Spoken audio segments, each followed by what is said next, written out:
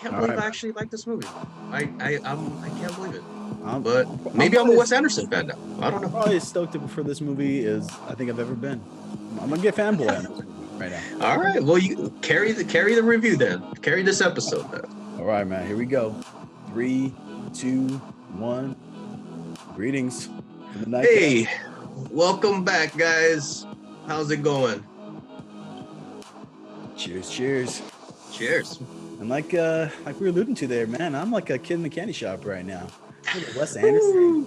So, so pretty much this is 100 out of 100. That's it. Episode's over. Episode's over. Spoiler alert. Steve give it, yeah, going all out, just giving perfect scores. Get ready, everybody. All right. If Well, I'm ready. don't I'm know ready. I what got my it is, hipster outfit on. Like, Oh, I'm ready yeah. for this movie. I was gonna say maybe people at home probably don't know a little inside, but I'm a big Wes Anderson fan, and Al decided to indulge me and let me do a Wes Anderson movie. I was chomping at the bit. I'll just say that. All right, begrudgingly so, but maybe not because I enjoyed this movie. Good. All right. Cool. Well, before we hop into the review, what you sipping on tonight? I am sipping on Slane Irish whiskey. It's pretty good. And Oh, shout out to my neighbor Lindsay. Got it for me for Christmas. She's awesome. oh, right on. That looks good. Nice. Drinking a little more Jameson cold brew. All right, Delicious. can't go wrong with JMO. I'll be up in bed tonight, just staring at the ceiling because I'm drinking caffeine at a late hour. But hey, we don't call it the nightcap for nothing. It's not just a Exactly. name. It's, All it's, right, it's how I live right now. not the day drink cap. But if you guys are new to our show, don't forget to hit the like and subscribe button if you're enjoying the content. Also, I'm going to go ahead and put up the grading icon right now. Big part of what we do here is we do grades on these movies. We like to break it down and kind of dive into the review. Also, just be aware, spoiler heavy on any of our movies.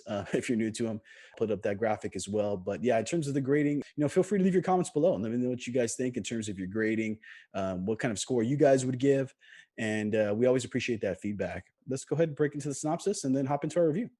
So, The Grand Budapest Hotel is a 2014 comedy drama film written and directed by Wes Anderson.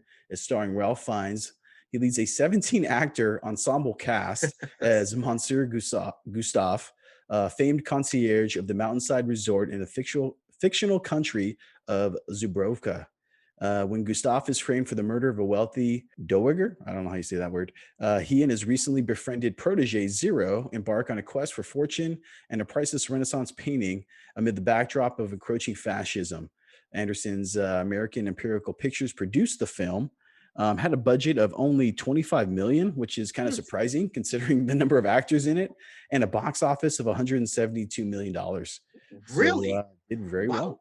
Wow. Okay. I believe I saw this in the theater. Again, I'm a big Wes Anderson fan. I don't remember exactly when, but since then I've seen it multiple times. A lot of his movies, at least for me, they're easily able to revisit them. But Al, you said you saw this one on a plane, right? Yeah. Funny enough, I was on the way to Europe and I saw it on a flight there. I was kind of like halfway like nodding off, so I couldn't really fully appreciate it. But I remember I was still laughing at some points before I eventually fell asleep. But so I'm definitely glad that we are revisiting this just so I could actually watch the entire movie and pay attention to it. And like I said, maybe I'm a Wes Anderson fan now. I don't Maybe know. maybe it'll convert you, but let's talk about the plot of this story. I think I heard someone describe it as a story within a story within a story, right?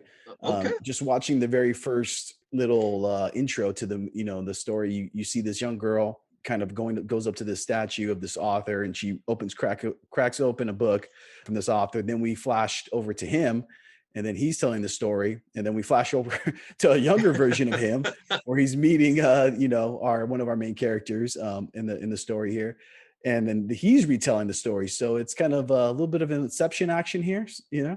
a dream within a dream.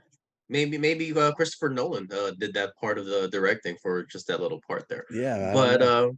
yeah, so yeah, the plot was simplified. It was the story of Gustav, the original concierge of the Grand Budapest Hotel, and his lobby boy Zero. Simplified, that's it. But there's just so much that happens in that story Yeah. that it just I would it would take an entire episode just for me to say exactly everything that happened in the story. It was just so much. And the plot I gave 8 out of 10 just because it was Yeah. very entertaining and it just goes in like so many directions. Yeah, I love it. Yeah, I mean, I give it an 8 as well. And I just put, in terms of my notes, It's really got a little bit of everything. It's got comedy, it's got drama, there's a love story involved, there's a Hmm. murder mystery involved, Yep. there's, like, a war that's kind of encroaching, like it says in the synopsis, on the setting, Yes. and then, all in the same time, Wes Anderson develops this whole world as he does, like, with a lot of his movies, and the setting itself is almost as much as a character as one of the other characters, not to mention, there's about, like, 17 other characters that are all There's like a half of Hollywood is was in this movie. yeah, and apparently based off the budget, they were working for free or they're working for lunch because I don't know what they paid these guys to have a budget of 25 million. Maybe that's incorrect. I don't know, but yeah, it's just astonishing. But yeah, there is just so much going on, and it's paced well and moves at a great pace to kind of encapsulate all of it, and even the time span. I mean, like again, there's all these flashback sequences. Just the setting itself, the movie, the time that it takes over this. It's just a lot going on, but it's very it's a thick plot. There's a lot going on here. So yeah, Oh, there's a lot of meat. yeah, there's a lot to dive into, and let's get into the production. And why don't you go and take it off on the production there? Oh, the production, let me right off the bat, 18 out of 20. I thoroughly enjoyed the look of this movie, the cinematography. I don't know, correct me if I'm wrong. I think this won best cinematography for the Oscars that year. I want to say. Let me check it out real quick. Hold on one sec. But yeah, the sets, the hotel itself, like you said, the hotel was a character in it itself. The costumes, the wardrobe, the locales, the score, the overall look of this movie was just it was excellent. I can't rave enough about the production of this movie. Like I love the entire look of it. So it did win 4 Oscars. It got nominated for a ton. It won Best Original Score, Best Production Okay. Design, and Best Makeup and Hairstyling, and as well as Best Costume. Nominated for Best Picture and Best Director, but it didn't win those either of those. I think Birdman won that year. Yeah, so I mean, I'm very excited. So my first perfect score, I think, in a category, as far as I can remember, here on the Nightcap, Is it? perfect 20 on the Okay. production, and for a lot of Okay. the things you mentioned, just in terms of the sets. I mean, there's even like he's even using models in some places, and also Mhm. too, all of Anderson's movies they kind of almost have like a theatrical kind of presentation, Yeah. even with and even with the cinematography, and then also like I said, just the different sets, the costumes. He creates this this mythical country here, but the setting feels real enough. You know what I mean? that you still get sucked into it. Then yeah, I mean, there's really nothing I would change in terms of production, even down to like we said, the music and stuff, and it's just everything just fits so nicely. And Wes Hmm. Anderson's got such a distinct style now. I mean, he's right up there on par with like Tarantino, and Oh yeah. maybe even a little more recognizable than Tarantino because he just lays it on so thick. But I don't mean that in a negative way. I mean, it's No. to me, it looks great. Anything else you want to add before we move on to acting? No, I think I gushed enough about the production on this one. Maybe I want to score. I change my score to like a 22, but I'll keep it at 18. Right on, right on. All right, well, let's get into the acting. So Ralph Fiennes, I don't think I've ever seen him in a comedy before, let alone like this, where he's carrying the weight. And man, he did a great job. Yeah, no, Voldemort. And then he was in that Red Dragon movie. No, I don't know if I have ever seen him in like a pure Yeah, comedy like that. But he ate it up. He ate it up. Him and like I said, half of Hollywood was in this, and who else was it? Like Edward Norton. There was Owens, Jeff Goldblum. Obviously, it wouldn't be a Wes Anderson movie if Bill Murray didn't do a Bill Murray. little. Yeah, I believe that's in his It's in in his yeah, it's in his contract. contract. It's like I have to be in every Wes Anderson movie. But even with all those heavy hitters, the young Zero, what's his name? Rivalori Yeah, just did a great job. The back and forth between him and Ralph Fiennes as Gustav, like they had a good chemistry. I know we talked about this before we aired, but yeah, it was great chemistry and great back and forth. And like you said, like it would have made or break this movie if they didn't have that good chemistry. yeah. So It's yeah. it's an ensemble cast. I mean, for sure. There's so many actors in it, so many recognizable faces, but the world is so dense itself. You just the pacing so quick. A lot of the band, you just easily fall in line as they're introducing new people that you're like, oh hey, that's Jeff Goldblum, or oh hey, Yeah. that's Willem Dafoe. Like, but you just don't even have time to even like kind of soak it in before they're already headlong into the story, and it's really balanced well. And like we talked about, the chemistry between Zero and Gustav's characters are really great. I mean, you got this eccentric Gustav as the concierge, but then you have his protege. You kind of see his humble beginnings too, right? Because we know that later on in the story, Gustav says that he started off as a lobby boy, Yeah. and you see his character, Zero's character, who kind of brings a little bit of grounding, a little bit of heart to it. But it's just there's a lot of yin and yang in this story. I feel like between like the comedy, but then there's the drama. You have the romance, you have the murder mystery, you have these crazy soliloquies where he's busting out into poetry, right? Like randomly, like Just randomly, but at the same time too, they'll bust out like in vulgarities, like the next part, and be like, oh, what like holy shit. And so like it just kind of like grounds you. Like when things start to go like too much in one direction, it kind of just yanks you and pulls you right back. And so that's kind of the great balance of this movie. And you can tell that the actors really got it, especially Ralph Fiennes' character. Like, he got the absurdity of the character, and he just did it with a straight face, man. He just he just went oh trucking yeah. right through this whole movie. And then opposite him, even though he didn't have obviously didn't have as many scenes as Ralph Fiennes because he was like the main guy, but Adrian Brody was as the son of every scene he was in. I Yeah, literally was like I was laughing. yeah. Like he's like you will never get boiled like Boy with boy with apple. apple. He's Yeah. like you will never get boy with. He's like and he probably fucks them too. He's like I go to bed with all my friends. Yeah, but then there's that great punching scene where they all just exchange Yeah, he's like punches with each other. oh god, I honestly like that scene. I rewind, I rewinded it Or like he's a few times just because he's like, I was laughing my ass off. I thought you said I was a. He's like, well, you're bisexual. Never mind, I'm leaving. It's You just so you will great. Like it, you will never the get bored with banter, Apple. yeah, the You liners fucking fruit. are just so great. Yeah, even when he calls out Jeff Goldblum and he's just like, "Who are you working for?" And he's like, "What? What are you talking about?" He's like, "I represent the deceased." He's like, "No, who are you working for?" And then William Dafoe throws his cat out the window. There's just so many scenes of this that are just kind of like it's just classic. And Wes Anderson No, does a good job too of like escalating like the action and like the insanity of it all.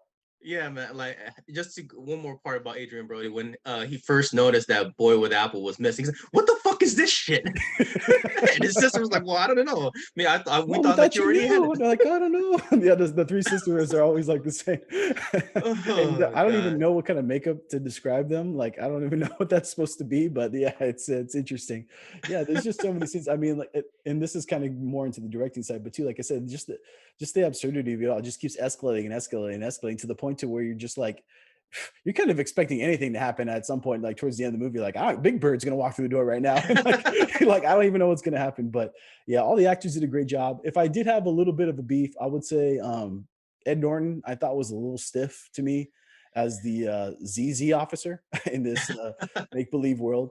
He wasn't horrible, but I just thought he was a little wooden. I thought he could have brought a little bit more to it because all these eccentric characters, and then it kind of cuts to him, and he's just a little bland. Maybe I'm thinking he had to play it that way just because, like you said, like all these other people are so eccentric. Like he had to be like the wooden, straight, like shooter guy to offset like all these like not wacky characters, but like Right. really outrageous characters. So maybe that's not. Maybe it was written to be written like that. Yeah, yeah, I can see that. I like the scene when they're in the hotel at the end and they're all shooting at each other, and he goes, "What's going on here?" And the guy's like, "That's the guy. He's the one who stole the painting." And the guy's like, "Yeah, he's the one who framed me for the murder." He's like, "Everyone's under arrest." Everyone's under arrest. Because that just seemed like so in character for what he would do. Because, like you said, he's just like this straight cheater guy. He's just like, I don't know what's going on here, but nobody move. All right, trying to gain control of the situation. But in terms of grades for acting, what'd you end up giving it?